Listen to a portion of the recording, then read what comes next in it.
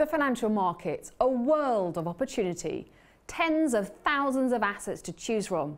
So how do you narrow it down? First, pick an asset class. There are four main types: shares in individual companies listed on stock exchanges around the world, stock indices, figures representing the top shares from a particular area, exchange or sector. Forex, the value of one currency compared to another, like the pound versus the dollar or the euro against the yen. And then there are commodities, such as gold, oil, natural gas or wheat. Now look at what interests you and what knowledge you already have that can help. Say you were thinking of trading gold.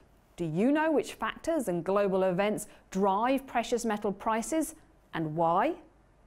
If not, do your research. Source reliable information, look at charts, analysis, past history.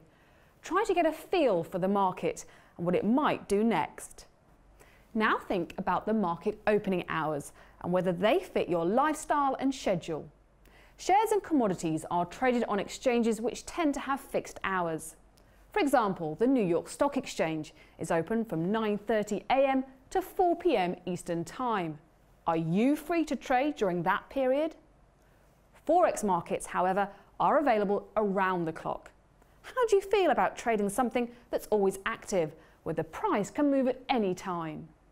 Then there's risk to consider. Look at the volatility of a market, how much the price moves typically in a day. Are you comfortable with that range? Some markets react dramatically to events such as economic data releases. Say you were planning a trade on a US index like the Dow Jones. You'd need to be aware of any upcoming events that could affect it, like the non-farm payrolls, for example. And you might want to try and capitalise on Dow volatility after the release, or avoid that risk. Last, look at the costs of trading. Check for any commission or spread your provider applies, and make sure the minimum trade size suits you. If you're trading using leveraged products like spread betting or CFDs, the cost of trading is generally cheaper and potential rewards greater. But remember, you can lose more than you deposit, and the higher the leverage, the more risk you're taking on. So it's important to use risk management tools such as stop losses. So to sum up, only trade what you know and what you've researched.